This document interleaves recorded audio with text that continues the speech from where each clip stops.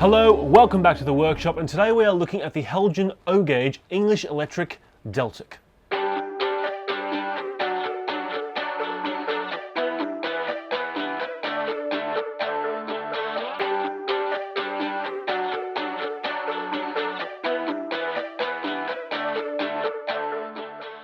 Mike, I know that a lot of diesel fans, their love starts with the Deltics, and I mean this from Helgen, it looks amazing, doesn't it? It certainly does. I mean, the Deltics are massively impressive locomotives. I mean, at the time of their introduction in the 1960s, they were the world's most powerful diesel locomotive anywhere in the whole world. They had the twin Napier Deltic engines inside, 3,300 horsepower, capable of doing 100 mile an hour on the East Coast main line, a complete revolution from what had gone before. And of course, this particular locomotive is part of the National Collection, isn't it? That's right, and well, actually, this is the condition this locomotive ran in at the very end of its BR service career and how it was initially preserved. So, Helgen's previously done the Deltic for O-Gauge. It did a batch-rich model locomotive in the original condition with full 4-character Headco boxes, offered them both in two-tone green with small yellow warning panels, as well as early BR blue.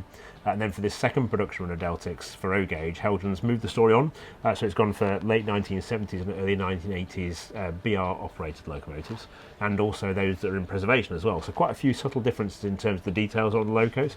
So it's things like, for example, 55002 here, it's got the filled-in quarter lights at each end.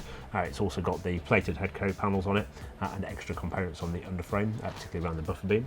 And there's lots of nice new features on it as well. So they've updated all the shaping, plus they've put all the detail inside for the engine room behind the windows, and upgraded it to the latest electronics as well. It really does look good from a detail point of view. I mean, you've got all the different, the Timken bearings, for example, and then all the pipe work and your valves and so forth, as you said, looking into the engine bay as well. To me, this is actually a very highly detailed diesel locomotive. Yeah, that's right. That's one of the nice things I think Helgen's been bringing to their O-Gauge locomotives over particularly the last few issues of locomotives. They started to really up their game in terms of decoration standards as well. I mean, when Helgen first started doing ready-to-run O-Gauge, it was very much about having unnumbered locomotives customised, which suited the O-Gauge market. Whereas now it's nice to see they're going for the full livery presentation. And like you said, you mentioned about the axle boxes being picked out. We've also got white wall tyres on this as well. Pipework underneath the locomotive leading down to the fuel pipes. Detail inside, cab detail is great. All the buffer beam detail parts have got the correct colours top and bottom, so they've really gone to town on the decoration. Well, externally it looks fantastic, but internally, what's driving it? Right, so it's got, typical of all Helgen large O-Gauge locomotives, it's got two big 5-pole can motors in it, and they've both got brass flywheels on top as well for nice smooth running characteristics. It's then got, drive to the outer axles of each bogie, the centre axle is not powered. It's then got internally, it's got a Locksound XL decoder socket inside now, so it's using the latest generation electronics that Helgen started to use, which means it's now a plug and play conversion for DCC or DCC sound operation. There's space for a speaker inside. In fact, actually there's space for 2 speakers in this. So you can put a pair of 66 by 29mm speakers into the fuel tanks of this. Wow. There's also a full complement of lighting as well, so you can control the lighting through DCC. So much more functionality than what we've seen before in terms of the previous generation of Deltics. And as far as converting it to DCC, if you can put all that into it, what's it actually involved? So you've got to take the body off the chassis, then if you pick the right Locksound XL decoder, you take the blanking plate out of the socket inside the locomotive, plug your decoder of choice into it, and then fit a pair of speakers, wire them through and connect them to the decoder. Well, look, I'm sure that many O-Gauge modelers are going to want to get their hands on one of these.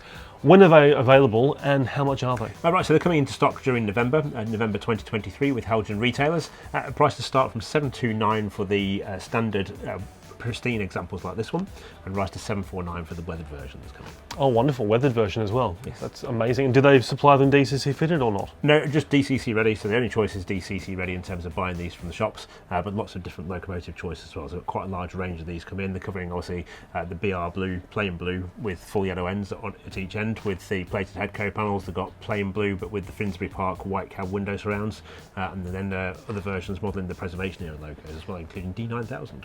Wonderful, wonderful. Well, look, you can read the full review on the Helgen O-Gauge Deltic in our latest issue, which is issue 198, the December edition of Hornby magazine, and also on keymodelworld.com. Thank you for watching, and we will see you next time.